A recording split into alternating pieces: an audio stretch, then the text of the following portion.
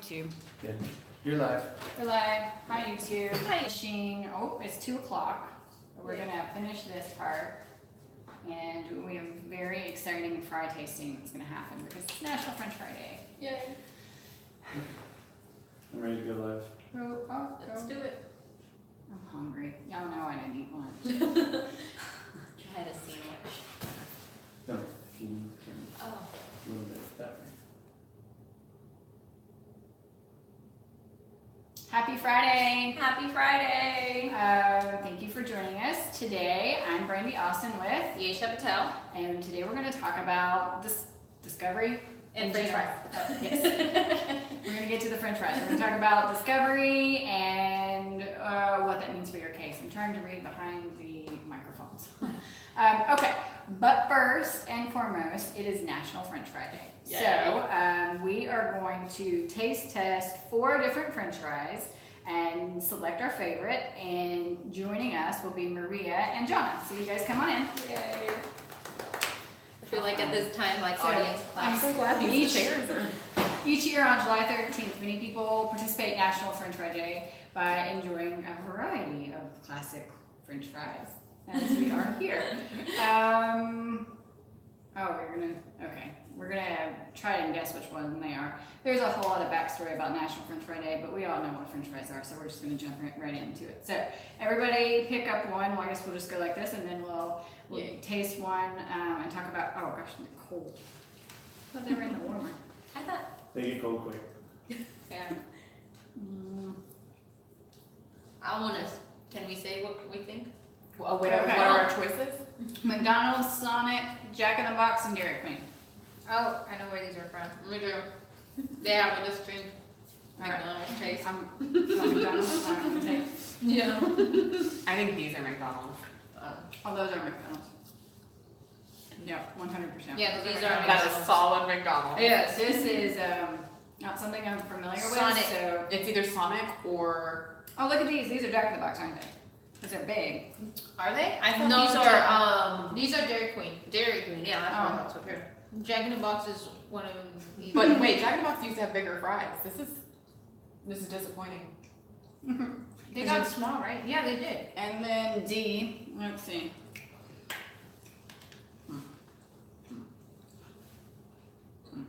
Yeah, no, not these. I feel like that's Dairy Queen. No wait, that's Jack in a Box. So the big fat fries taste I'm gonna similar put to this the back. McDonald's fries, just fatter. These are definitely not my favorite. They're too salty and they've got like a. Okay, so the A I think is salty with a grease. Yeah. B is McDonald's. C tastes like McDonald's but fatter, and D is Not my favorite. no. So let's find out which is which. What is A? A was Sonic. So Oh. I'm pretty sure Maria was right on the nose on that one. B, McDonald's. McDonald's, Everybody yeah. have that one? C, Dairy Queen. Dairy Queen. And D is Jack. Jack in the Box. Well, I learned that if I'm going to have a backup to McDonald's fries, it's going to be Dairy Queen. Yes. So, well, which ones are your favorites?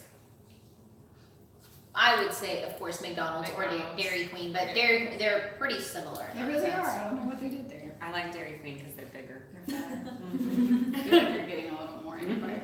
All right. Well, thank you guys for joining us. Thank you. And we will continue on with the actual legal portion of today's festivities. All right. Thank you. You want to scroll down?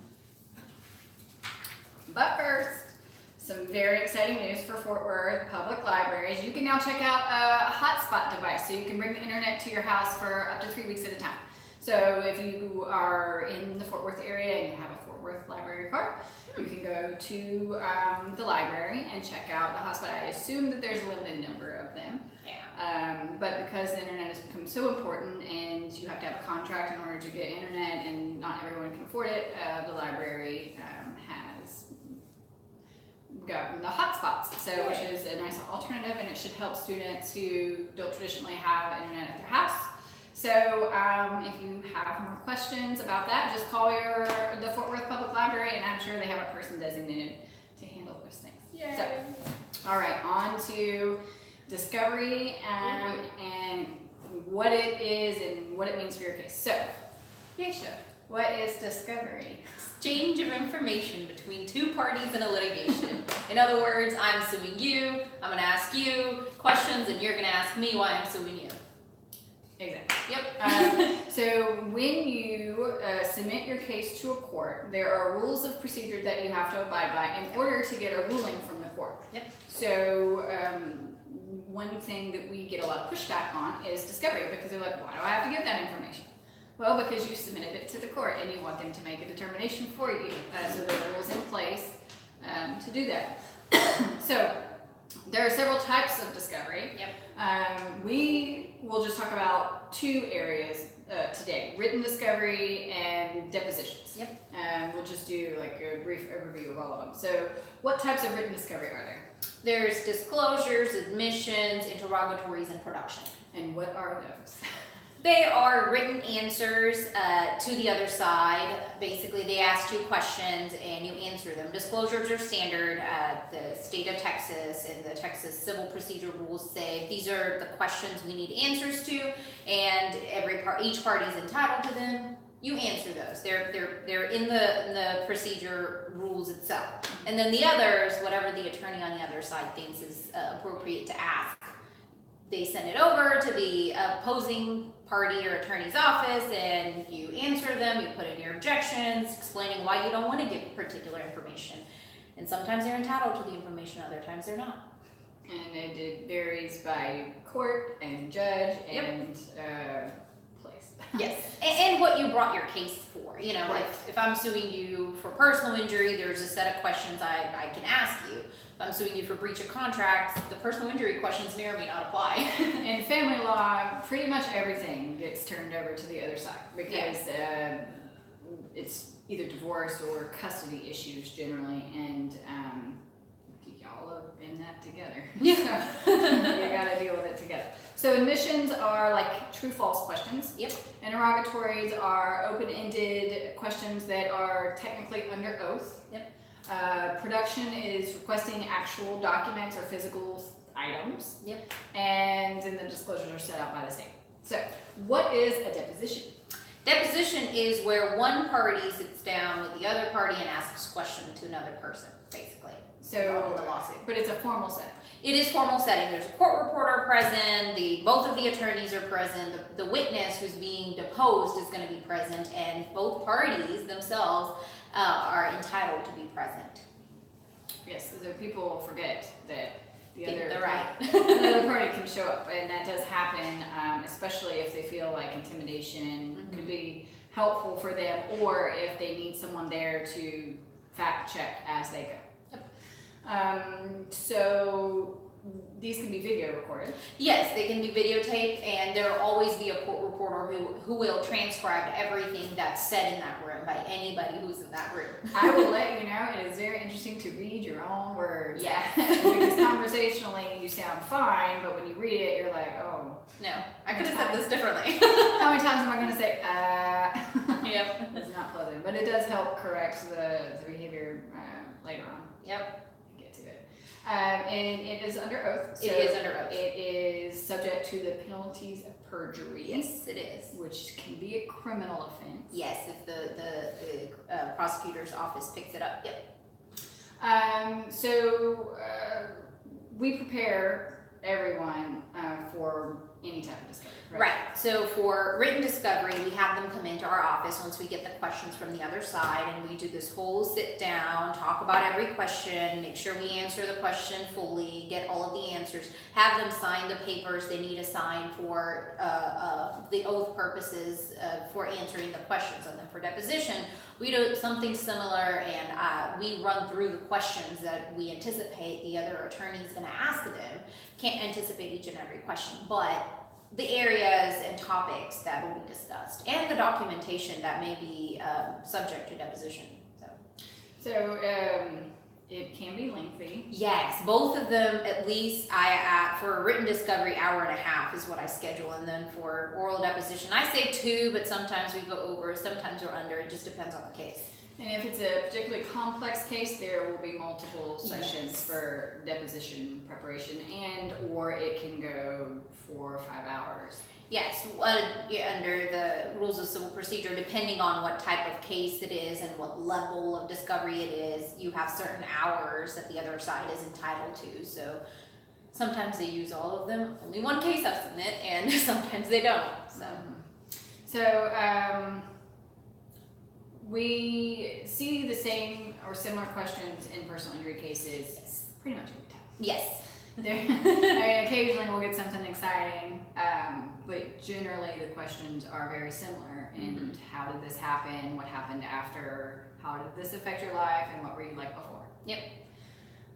Family law is give me all of your information. And did you cheat on me? It tends to be a focus of divorces anyway, because you are required to tell the truth. Yes. If you do not tell the truth, what can happen? Perjury.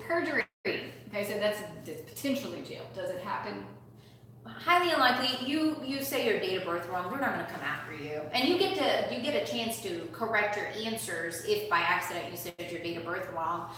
They'll send the transcript over. They'll give you a time period to make any changes and sign your transcript and all of that stuff. So you do get to change it, your testimony, in case you just were not in the right mind that day and decided to Have a new birth. Exactly. So you have to answer the questions and give the information, but we also get to get the information and ask questions from the other side. Yes, we get to ask the question, but it's both sides. So we get to depose the other party as well, ask the questions. Their attorney also has the right to object to certain privileges, and we go from there. And they too have the right to change their testimony by changing it on the piece of paper that they get in the mail. And I read through and see how poorly they speak. Yeah. Everybody does. So it's okay. Very few times have I seen people have good language. Those cases settle pretty quickly if it's a personal injury case. Yes. Okay, so what happens if a client just doesn't want to participate? Then the court will make them participate. Or they lose. Or they lose, yes. If they don't participate, there's not a case to be There's no more put case. in front of the jury. So remember, you are bringing your case before the court. Yeah. And in doing that, you have to follow the court rules. If you don't want to follow the court rules, then you cannot bring your case in front of the court. So you can elect to attempt to resolve it outside of court. Yep. By mediation or otherwise. Good luck. Yep. The court can compel you to deposition, and if you don't show up to even that one, the court can then sanction you and all of that stuff. But again, If you are, we generally do with plaintiffs for personal injury purposes, and in divorce, if you want to be divorced, you only have one option. yeah. And if you had a personal injury, then you were bringing the case. So if you were just not participating, then You lose the case. you lose the case. Case goes away. Yep. And if you weren't participating in the divorce, then you don't really have a choice. Because they can, you will just lose and you won't get anything because you won't be able to participate if you are refusing to answer certain questions. So, anything else? I think we've That's a covered very it. high level overview. Yeah. And there's a lot of, this is the bulk portion of litigation when it comes to personal injury. There's mediation that we talked about and the drafting of the initial filing, but this part in the middle is the contentious part. Yep, and not a lot of people understand this. We have to sit down and explain both parts of it when we do our written discovery portion, just so that they know what's coming next. So if you have any questions about discovery, feel free to put them below, give our office a call, and we're happy to talk to you about them. And I guess, as we go, we'll just pick an area like admissions and we'll go through examples. Yeah. And there are certain things you can ask and certain things you can't, certain objections you can make, certain objections you cannot make. So it's very particular. Yes. So thank you for joining us on Friday. I have no idea. It's Friday the 13th. It is, for heaven's sake. Be safe. Eat lots of French fries. Wish you all the luck. So if you have any questions, give us a call. Otherwise, we will see you next week. I'm Brandy Austin. I'm Yesha Patel. So Yesha. I am. And you are watching Disclosure Live with Brandy Austin Law. Here is our website, brandyaustinlaw.com. But I imagine if you are where you are looking at us, you know how to reach our website. And our phone number is 817-841-9906. And thank you and happy weekend. And we'll see you next week. Bye. Bye. I almost want to say, shouldn't you say disclosure live with me? Randy Austin lost.